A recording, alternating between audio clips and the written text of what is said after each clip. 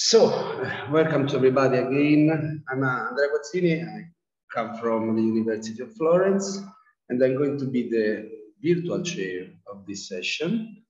It's a real pleasure to have you in this session entitled Community Psychology Perspective for Gender Issue.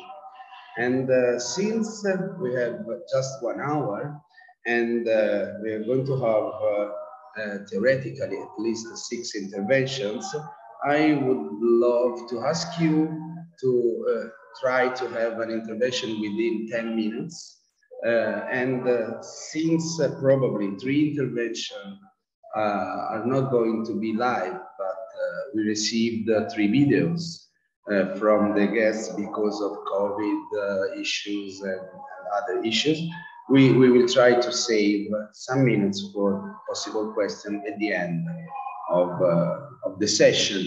I will send you by chat just a time reference in order to let you be aware about the time which is missing. I think I already allow your possibility to share your screen, and I would love, if it's present, to ask to Kate Sears to present, or Russian folks to present their job. Is there anybody from the work of about the construction of women in therapy? Maybe not yet. Let me change my name.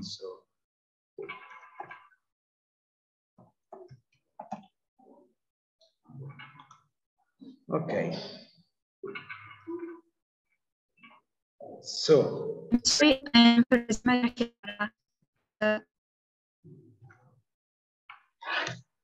Probably there was someone, but the connection was not so good.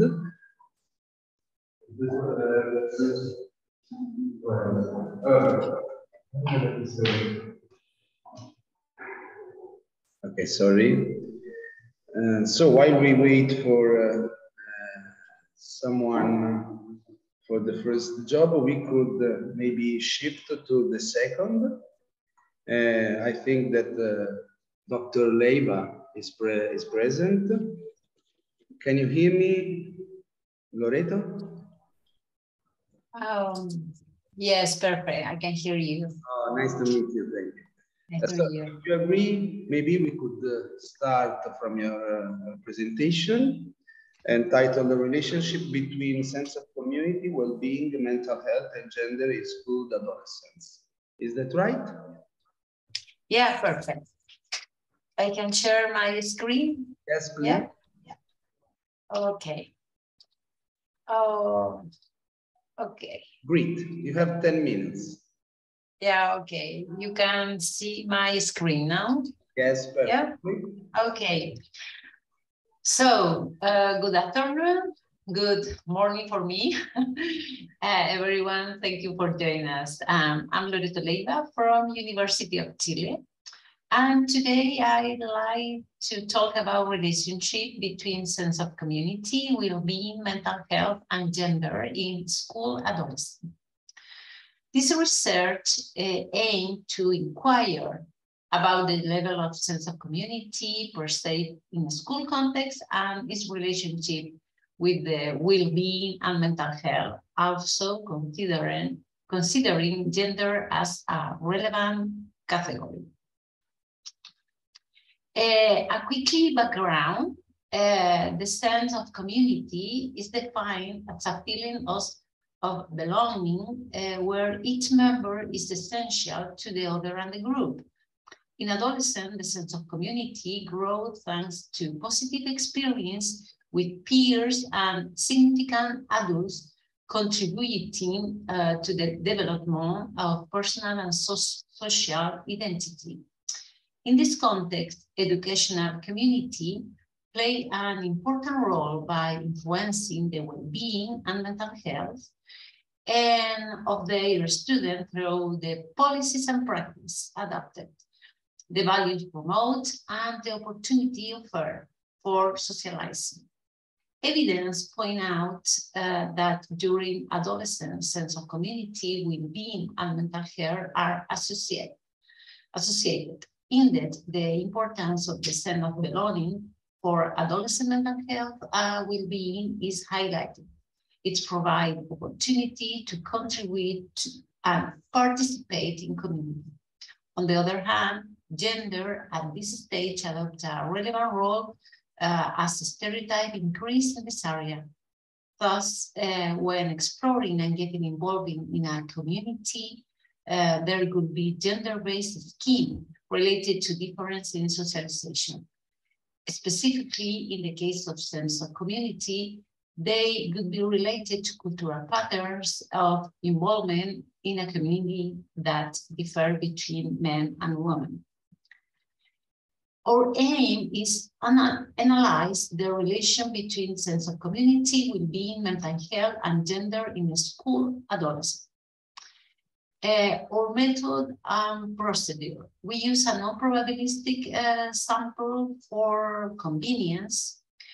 We sampled around 3,000 students for 11 municipal educational establishments at the commune of Calama and Antofagasta region in Chile. All students were from 6 and 12 degree and age between 11 and 18 years old. We measure sense of community, well-being, and mental health difficulty through the SCI2, Kid Screen 27, and PDC 17 scale, respectively. And for the analysis, student tests, one-way ANOVA, and multiple linear regression were performed. Result and discussion. Regarding the predictive model obtained, the suggested final model are shown in green. The importance of sense of community in the school context is confirming, influencing both well-being and mental health. It's consistent with the available evidence which indicate that those with a higher level of sense of community in the school show a better perception of the physical and psychological well-being, autonomy, and relationship with their parent. On the other hand, when focusing the sense of community on the different educational level, a high level was observed in each dimension of sense of community during elementary education, decreased as education progressed. It's consistent with a study that pointed out that sense of community in the school context decreased as high school is reached. Finally, referring to the role of gender, male present higher sense of community and well-being and better mental health compared to female. These results are consistent when looking at the level of education complete. In this case, the man present higher level of well-being and better mental health, regardless of the level of education achieved. The result, in general, show that sense of community, well-being, and mental health are better in elementary school students and male students. It was also found that sense of community predicts well-being and mental health in adolescents. Likewise, the results showed that during adolescence, gender also influenced the integration of individual strength with contextual factors, which may have a particular impact on their well-being. As a conclusion, this result allows us to hypothesize that sense of community in a school context can become a means of strengthening adolescent well-being and mental health. This study corroborated the importance of sense of community experience in the school context and its influence on the well-being and mental health reported by adolescents in school.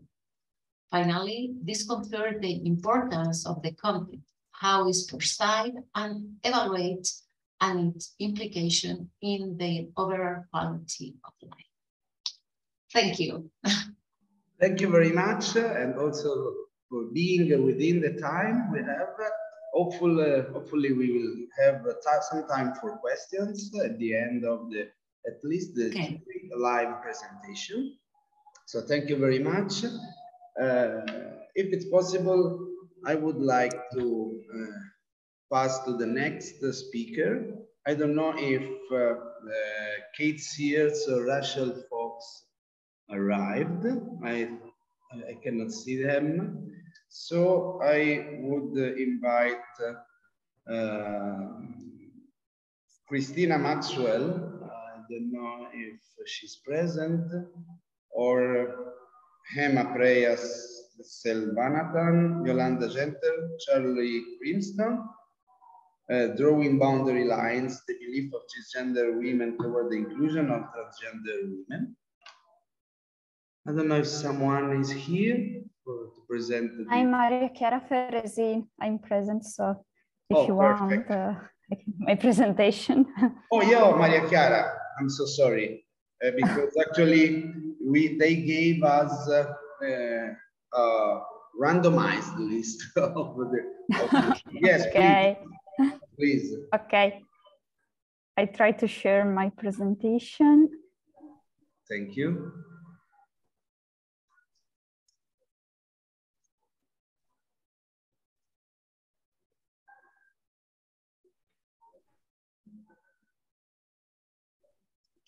Okay.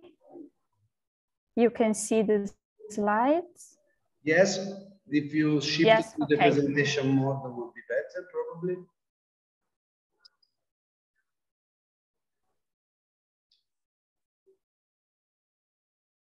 Mm-hmm.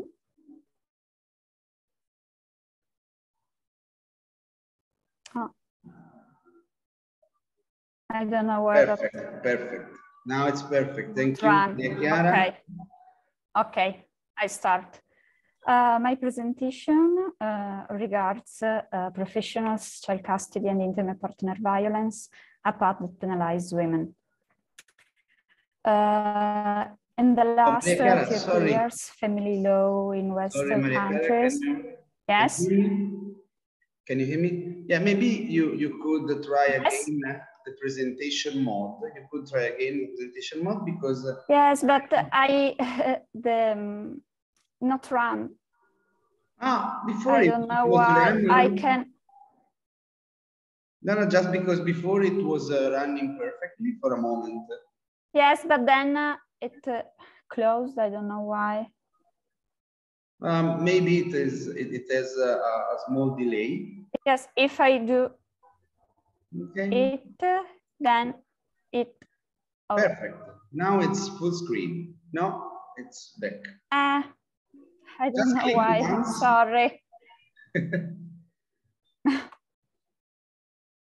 It's just okay. Now it's perfect. No, it's back. I'm sorry. Don't worry. Don't worry. Okay. Sorry.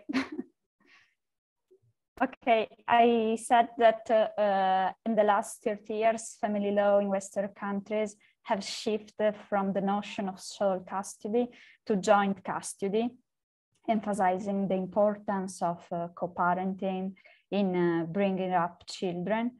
So after separation, co-parenting and joint custody are the default option in the best interest of the child.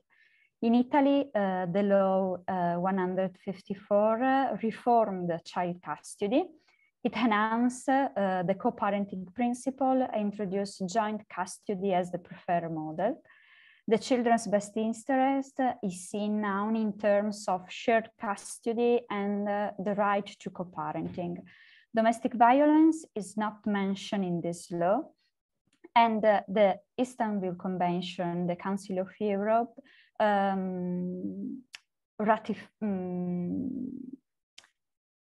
do a convention on preventing and combating violence against women and domestic violence.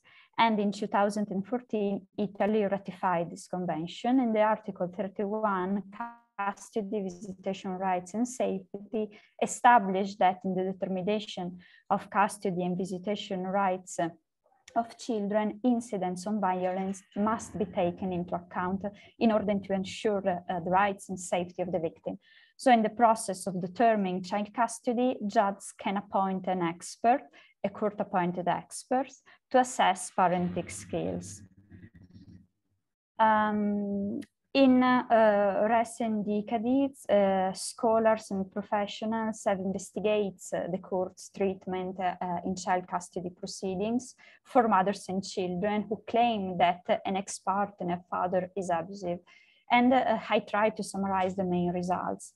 So abused women are evaluated and judged by professionals who disregards their claims of intimate partner violence and instead seek to maximize father's access to children.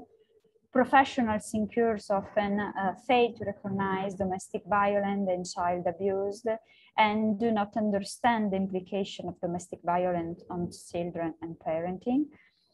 Many custody evaluators lack knowledge and expertise in domestic violence and intimate partner violence, and they often make recommendations that do not consider domestic violence and are skeptical of abuse allegation. And in Italy, only a few studies have focused on the prejudice and behaviors of professionals such as social workers involved in child custody process, but no study have investigated how the court-appointed expert managed the situation of child custody in case of intimate partner violence and how they take relevant decisions. So the aim of our qualitative study is to investigate the knowledge, opinions, and modus operandi of court-appointed experts in child custody cases involving intimate partner violence. We use a qualitative methodology and we conducted semi-structured interviews with these professionals. There are 13 psychologists and 2 psychiatrists. And we recorded and transcribed the interviews and we analyzed the transcripts. The results suggest that in the management of child custody cases, the principle of co-parenting was a critical made to coincide with the best interests of the child, even in presence of a violent parent. Professionals did not evaluate the ability of parents to cooperate to raise their children, and the interviews did not mention this aspect. And in the interviews, professionals devoted more space to importance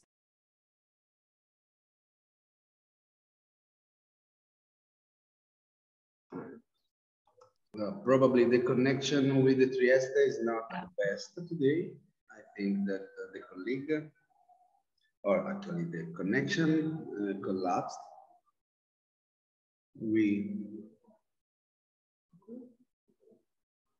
Okay, Maria Chiara is back.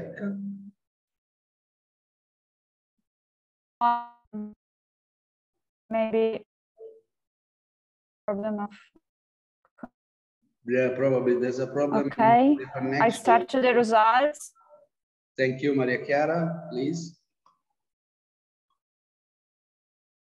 Okay, results. So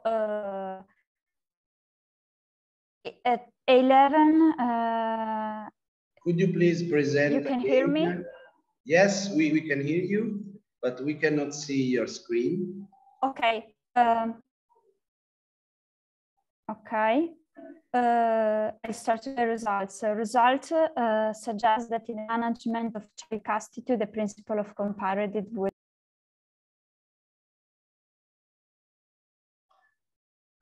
Actually, today technology is not supporting us. I'm so sorry. It's strange because we are both from Italy, but you know, the digital divide actually it's still a problem for Italy, clearly. So maybe we can try to wait a few seconds. Hopefully Maria Chiara will be able to reconnect. Eccola. Welcome again, Maria Chiara. Nice to see you again. Can you hear me?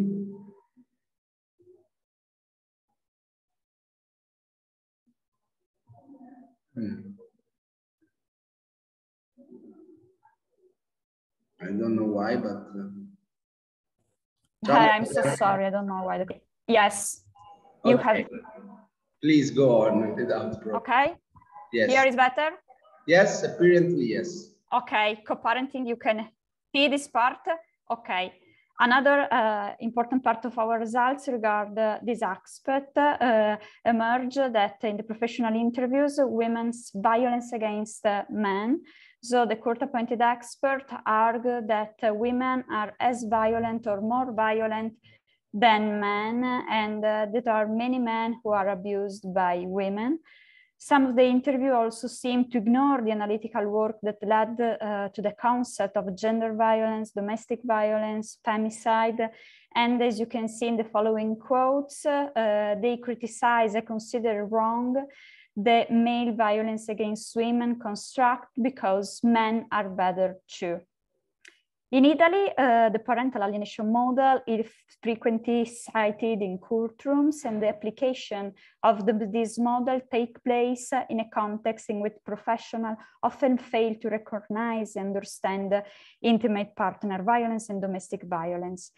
According to the majority of the professionals interviewed, when women leave their abusive parents and report the violence, their motivation is revenge. When they try to protect the children, this is considered manipulation to alienate the children from the father. In these models, fathers are victims of vindictive women who want to ruin their ex-partners and keep their children only to themselves. So in the end, mothers are blamed and children's voices are not heard. As you can see in these slides, false accusation of abuse during the separation period is a main theme in our results. This theory supports the idea that mothers to take revenge on the ex-partner report them for sexual abuse on their children. As a consequence, this accusation of sexual abuse must be interpreted as false. Despite empirical data denying this myth, some professional interviews adhere to it. In conclusion, we can say that this was an exploratory study and the sample used is very small.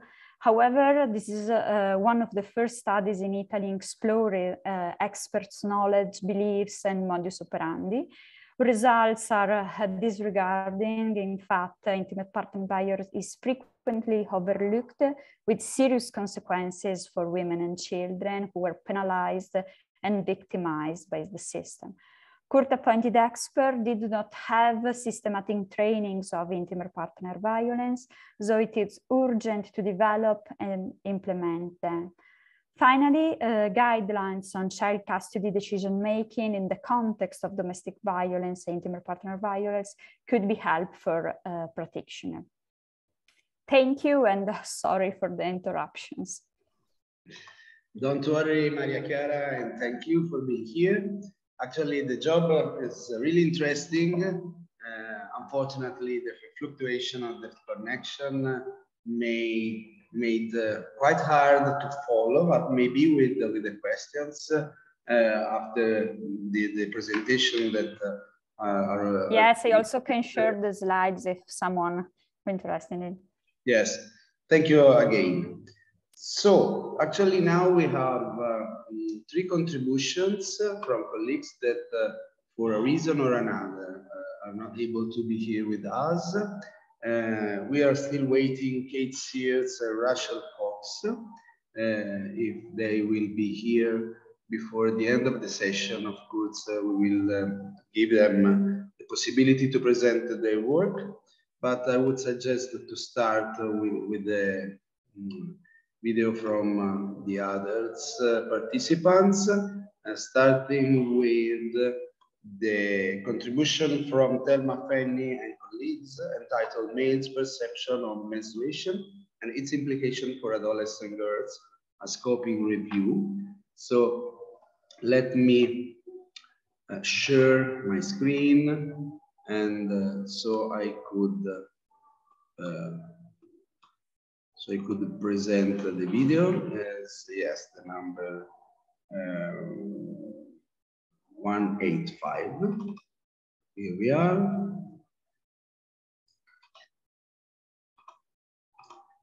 Okay, just a second.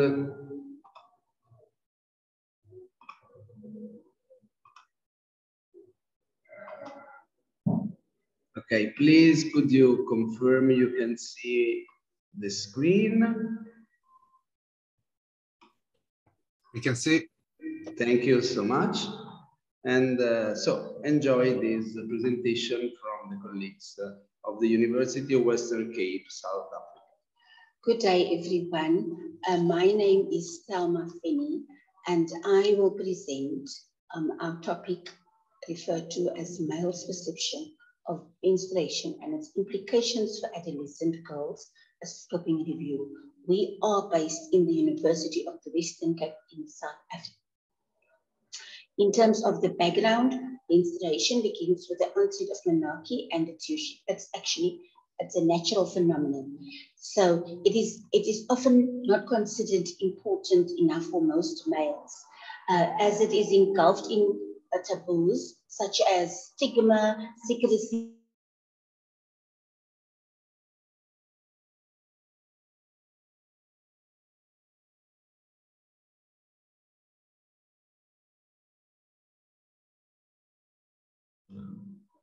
Okay, sorry, I read just now the chat. Someone cannot hear the sound. Daniel, can you hear the? No sound. Oh, so sorry. So I'll try again. Thank you for the feedback. I don't know why. I was, but you were able to see the video. Is that right? Yes. Oh. And we hear you very well. And in the beginning, there was sound, but the sound disappeared.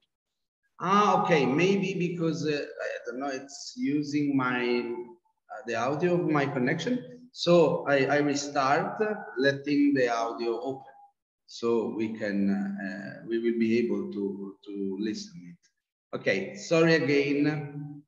And I will present our topic referred to as male's perception of menstruation and its implications for adolescent girls, a scoping review. We are based in the University of the Western Cape in South Africa. In terms of the background, menstruation begins with the onset of menarche, and it's a natural phenomenon. So it is often not considered important enough for most males, as it is engulfed in taboos such as stigma, secrecy, misconception, shame, and ridicule, and is often seen as a woman's business. Women often find themselves having to conceal their menstrual status, as the current stereotypes can often either negatively or positive attitudes also encourage within males about menstruation. So when we speak about negative experiences of menstruation, we usually refer to males' perceptions, as males often lack the necessary knowledge. As boys are currently excluded from menstruation education, this may influence their attitudes also and behavior towards females. In that regard, fathers can play a role in educating their boy children about menstruation, as the lack of information is solely responsible, and often more so than often responsible for the lack of education. Furthermore, within the community within the frame of community psychology, males often interact with menstruators in inverted commas, as they are parents to adolescent daughters. Also, they are in close proximity with their mothers, sisters, and partners, who then form part of the same community and also of families.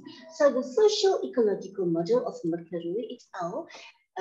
Explains to us that in order for us to understand girls' menstrual experiences, it's necessary for us to also explore how the social and environmental factors inform and therefore shape men and boys' understanding and then experiences of menstruation. As there is already a lack of menstruation education amongst boys at schools. So it is therefore that we can deduce that open communication would certainly encourage changes in men's perceptions about menstruation and therefore remove the stigma. So this scoping review looked at three things. It wanted to explore males' perceptions of menstruation and its implications for adolescent girls. It also wanted to map the emerging research evidence on this phenomenon by summarizing the evidence in this regard. And finally, it wanted to explore the literature surrounding males' perceptions of menstruation. In terms of the methods, which will include the data extraction and analysis, this scoping review was done as outlined by Oxy and O'Malley in 2005, and also in consultation with Joanna Briggs Institute methodology for scoping reviews, which was originated in 2020. The databases that were selected were mainly EBSCOhost, PubMed, ScienceDirect, and Sabinet. You will notice that EBSCOhost also includes academic, Search Premier, ERIC, and Psych articles. The last two were excluded as we were not able to gain sufficient results. The inclusion criteria featured looking at mainly at peer-reviewed English articles published between the period of 2007 and June 20. And in terms of exclusion criteria, we looked at non-human research articles as well as articles not available in full text and thesis, and also not peer-reviewed, and also we excluded them if they were published in English. So the Boolean keywords for the primary search include, although there was a preliminary search, primary keywords included males' perceptions, menstruation implications, and adolescent girls. These terms were used interchangeably by also highlighting the Boolean operators and an or.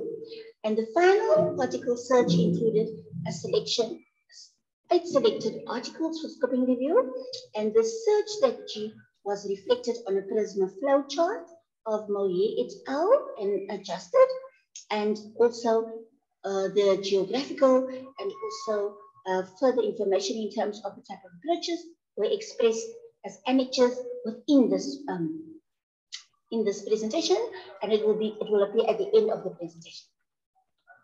So the results, this was very exciting for us.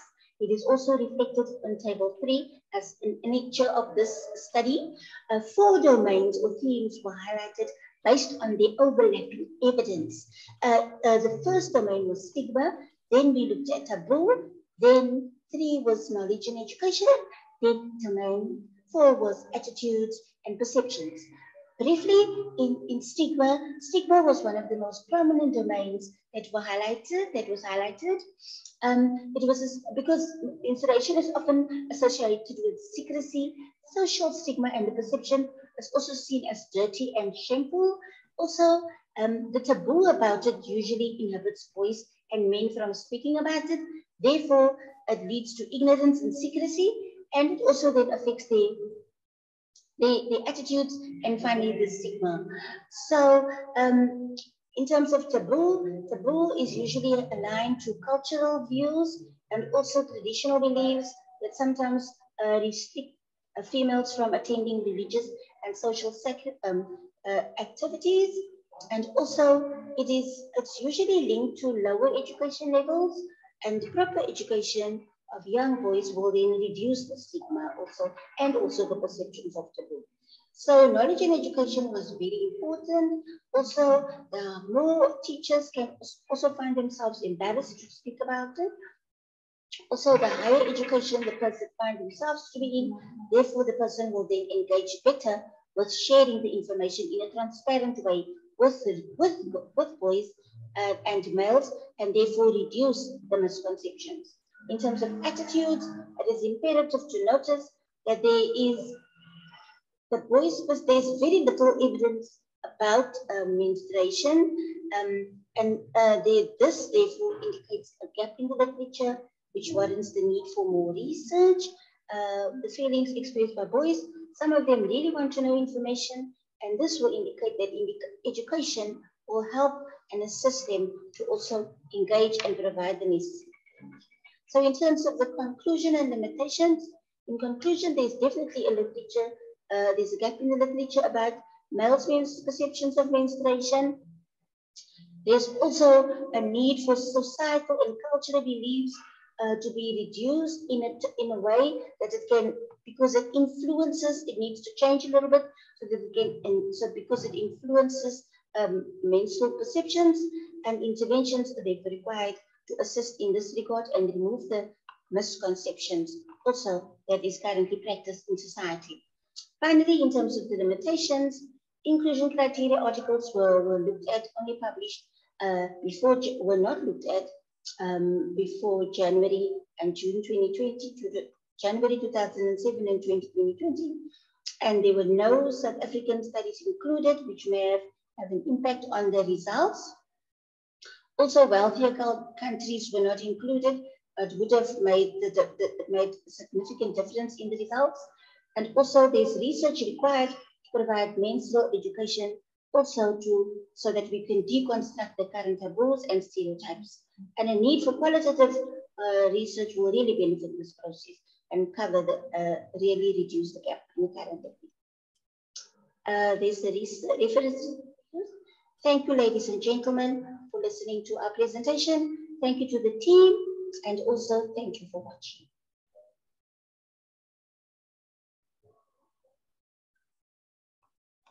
Okay.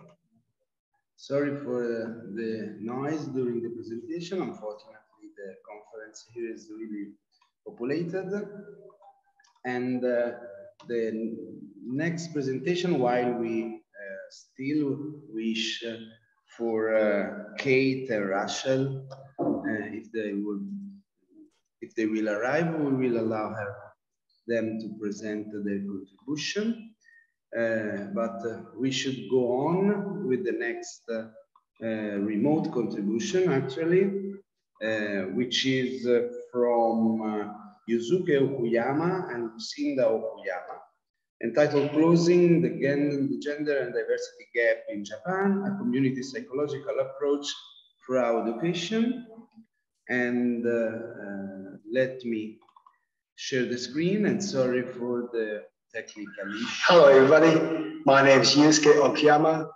I work at the National Defense Medical College. Okay, just a sec. Sorry, it started. I think, yeah, the quality is more or less acceptable. Yeah, and again, I will let the audio of my computer on in order to allow you to be able to hear the presentation. Please confirm me by chat if you have some troubles during the presentation. And okay, I deactivate my screen, and I'll search for the presentation of Professor Okuyama.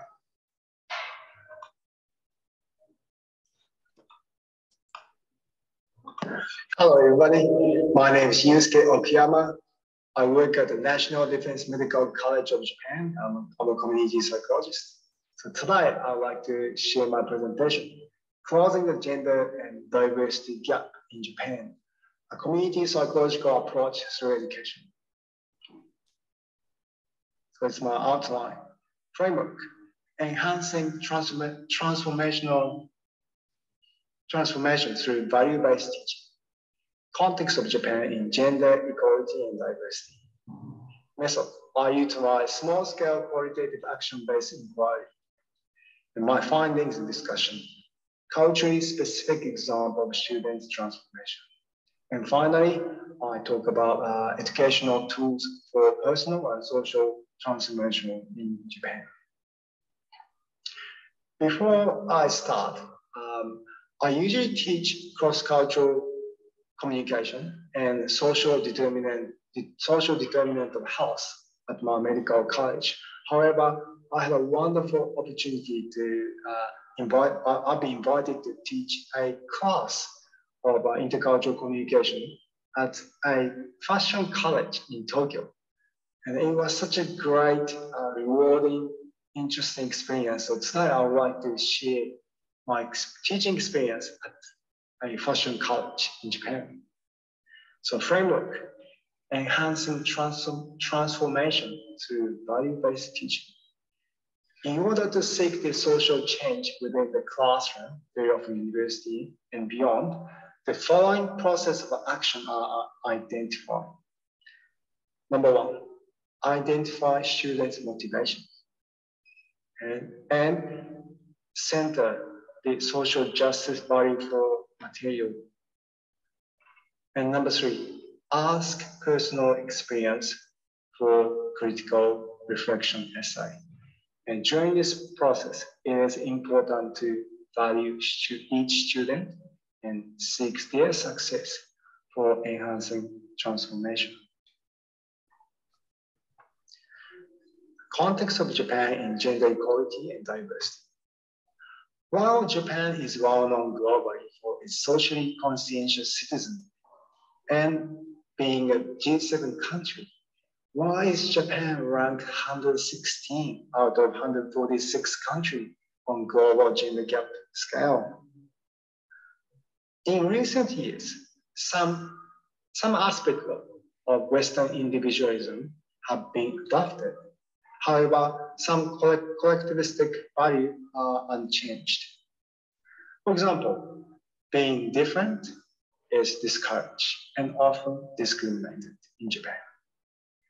Means long working hours is praised by family, including their wives. And suffering and endurance is prerequisite for social approval and success. Lastly, obedience to the majority is important. Therefore, personal opinions are dismissed. I can see those characteristics in my classroom as well. And I did a small-scale qualitative action research. So the purpose of this research is to gain a better understanding of diversity issue in Japan and to find the rise of social change. Qualitative data in the form of personal stories, personal reflection of 80 Japanese fashion college students in Tokyo were collected over 12 intercultural communication lessons. In each lesson, students watched Queer Eye documentary before they wrote their reflection essay. So majority of students were Japanese, 80% female, 20% male. Few students mixed ethnicity of Japanese and other Asians. And I did content and thematic analysis. I chose this documentary called Queer Eye because number one, it is quite interesting program for diversity, and also they talk about fashion. So that was great much. So while students were not exposed to real interaction took place in the documentary with those wonderful 5 guys, some had reached to their past experience as a means of critical reflections. For example, racism, bullying, and not being accepted by friends and teachers. So students actually ended up describing and reflected on their past struggles in their education, in their neighborhoods, and in their social interaction with friends and teachers. And often they voice their concerns as a protest in their reflection essay. So here are my findings and discussions. Reflective practice and viewing contemporary documentary related to the social determinant of health have increased students' empathy and understanding of gender issue and discrimination in Japan. So here, culturally specific example of student transformation. For example, acceptance. Many students express their desire to have a gay friend who are kind and supportive. I'm talking about those queer-eyed 5 guys, very kind and supportive. And my students they are valuing the person, characteristic of person over differences in gender. And number 2, realization in injustice. Students, those who suffer from school bullying and racism, acknowledge the injustice.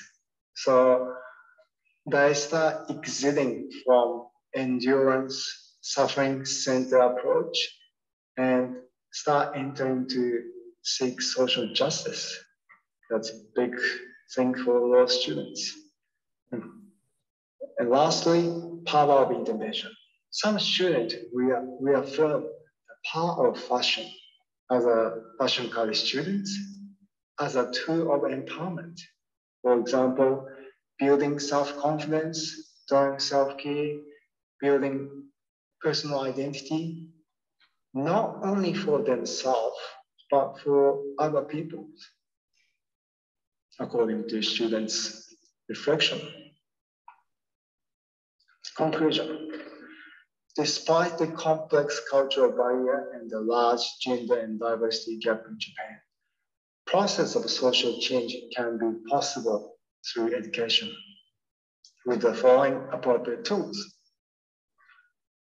For example, motivation-based and non-judgmental approach, social justice value-based resources such as Queer Eye program, and critical reflection with strategic questions to draw students' experience. These tools will enable students to challenge their cultural assumptions and to enter into a process of personal and social transformation in Japan. Thank you for listening. Okay. Perfect. And now we have the last presentation, again in a remote way, the number 106 from Christina Maxwell. Hi, my name is Christina. Just a second. Entitled Drawing Boundary Lines, the Beliefs of Cisgender Women Toward the Inclusion of Transgender Women. I'm really sorry because actually the large number of presentation probably will not allow us to have a large question time. Unfortunately, some technological issues with Maria Chiara and with others erased and consumed some time, but we will try to have some minutes for that. Let me share the screen again, okay? And enjoy this last contribution, if I'm going to be able to start. Today I'll be presenting my PhD research. Hi, my name is Christina, and today I'll be presenting my PhD research on the social norms surrounding the inclusion of trans women within the group limit. I want to acknowledge and pay my respects to the traditional owners and their custodianships of the lands on which I record this presentation today, which are the lands of the Yaga and Turrbal peoples. Before I start, some definitions. When I talk about cisgender or cis women, I'm talking about a woman who's assigned female at birth. And when I talk about transgender or trans women, I'm talking about a woman who is assigned male at birth. And trans women are a marginalized group across most global societies who experience high rates of structural, political, and interpersonal violences that affect their health, well-being, and quality of life. For example, research has shown that trans women have a higher likelihood of experiencing mental ill health or violent victimization than their cis heterosexual counterparts.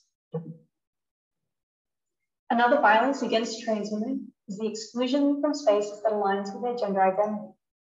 Aversa and colleagues use the term anticipatory prejudice to describe the anxiety and stresses felt by the trans community as they attempt to predict whether a space will be safe for them to enter. Such fear of being subject to prejudice and discrimination often leads to self-exclusion, which may in turn further compound trauma and distress by reducing social supports. Therefore, spaces and communities that communicate genuine welcoming can act as protective factors against mental ill health by encouraging gender affirmation and sense of belonging. However, recent media have been saturated with stories where cis women have challenged attempts to expand the boundaries of womanhood to be more inclusive of trans women. As a result of these campaigns, the anti-inclusion position tends to dominate public consciousness and is perceived as the majority position. One claim even suggests that exclusion of trans women from the group women is preferred by 95% of the population. Alternatively, several public opinion surveys and a growing research base have shown evidence that the majority of cis women actually feel positively towards inclusion in settings such as sport, HIV treatment centres, and abuse support services. This evidence suggests that cis women might not be as opposed to inclusion as is depicted, and in fact, misconceived narratives may instead be driven by a small but vocal group of cis women. Despite being a uniform minority, the dominance of these marginal voices within the public domain may create a perception that the public narrative, or the social norm, is one of exclusion, which may subsequently affect not only the well-being and behaviour of trans women, but also the behaviour of potential allies.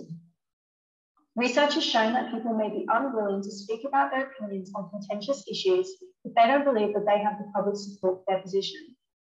Therefore, if the current exclusionary narratives are misperceived as representing public opinion, those with pro-inclusion views may be hesitant to speak out about and take action on their beliefs. If we can understand under what conditions cis women allies are more likely to speak up about their inclusion opinions, we might be able to challenge the validity of these negative public narratives while communicating that women's spaces are inclusive, welcoming, and affirming for trans women, which may then have downstream implications for the well-being of trans women. In my research, we've asked over 550 cis women from the UK and Australia what their positions on the inclusion of trans women were. On a scale from 1 to 5, where higher scores indicate higher desires for inclusion, we can see that cis women tended to be more positive towards the inclusion of trans women. And this provides evidence that the pro-inclusion position is in fact the majority position, which contrasts to the dominant exclusionary narrative. However, despite the actual norm being highly inclusive, the perceived norm, that is what they believe other cis women believe, differed. Using the same 1 to 5 scale, you can see the current social norm, depicted on the right of the graph, was perceived as being significantly lower than the true norm, implied by one's own beliefs, indicating that cis women underestimated the level of public support for inclusion. This is consistent with our expectations within the current socio-political climate that preferences an exclusionary narrative. So, even if anti-inclusion voices are not the majority, they appear to be so, as inferred by the way they distort how cis women are perceiving the norm. But does this negative norm affect one's behavioural intentions? To begin to answer this, we created a 4-item scale looking at how willing participants were to publicly express their opinions about trans women's inclusion across different modalities. We then conducted a moderation analysis to see whether perceived differences between one's own inclusion beliefs and the perceived norm was related to willingness to express their opinion. So this graph shows the results of that analysis with own beliefs as the moderator.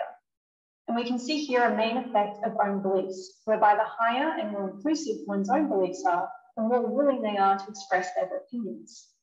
However, there was no significant interaction in comparing own beliefs to the perceived social norm, indicating that participants' willingness to speak out was driven more by their own beliefs than the norm and their relation to it. That is, the negative norm doesn't appear to affect willingness to speak out. Because of that, this could be that cis women want to act consistently with their beliefs regardless of what they believe public narrative to be. What we can conclude from the results so far is that cis women in our sample were generally supportive of including trans women into the group women. This contrasts the media narrative that depicts this issue as more contentious for cis women than it actually appears to be. It demonstrates a need for individuals to critically reflect upon the representativeness of the discourses that they are hearing, as they may not actually reflect greater societal sentiment. With a majority group of highly inclusive cis women who are more willing to speak out about their opinions than those with low inclusion beliefs, there exists an opportunity to mobilise and reframe the current narrative about negative discourse. By communicating support for inclusion in women's spaces, cis women can help to break down the anticipatory prejudice experienced by trans women so that the latter can know in advance that places are safe and welcoming. Thank you all for taking the time to listen, and thank you to my advisory team. Please feel free to reach out to me via email if you'd like to chat more about my work.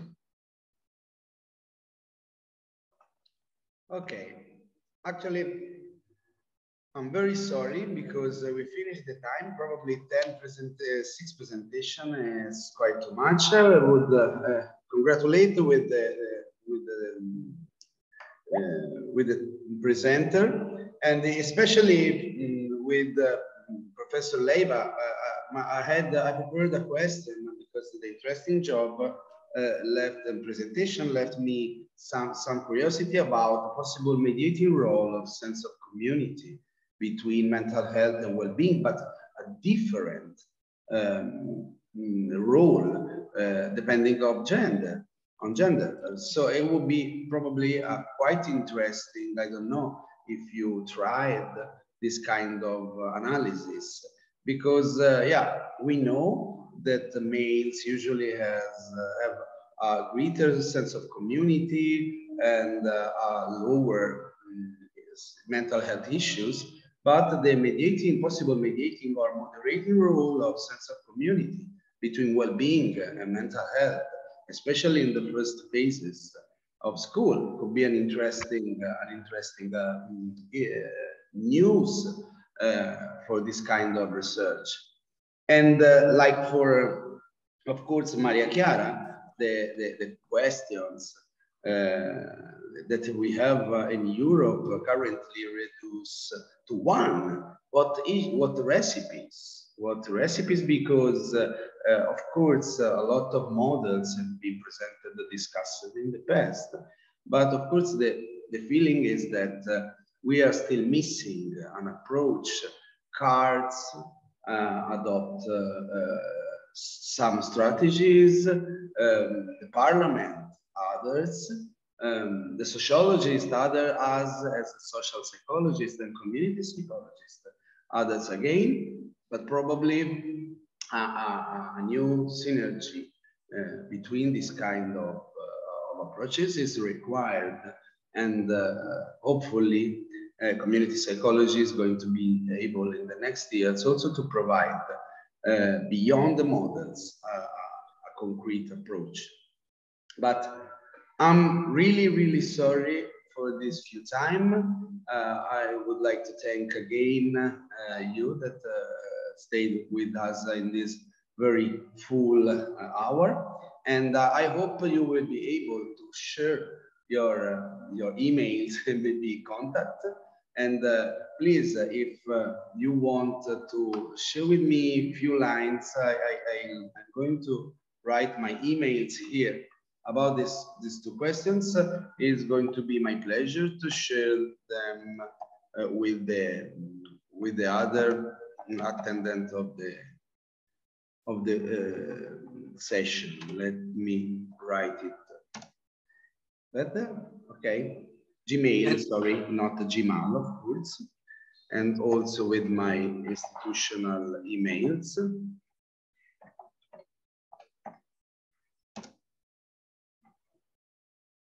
So thank you again, and very sorry. It has been a pleasure to stay with you. And thank you very much, Andrea, for hosting this session. You did a great, marvelous job, I would say, with all the technical complications. Yeah. I tried. Thank you, Daniel, and hopefully see you again tomorrow if you want to attend the other session. I'm going to try to enlarge them a little bit because the online can be faster, but can be also slower sometimes, like today. Have a nice afternoon. You too. Bye-bye, Bye. everyone. Thank you. Bye. Thank you. Bye.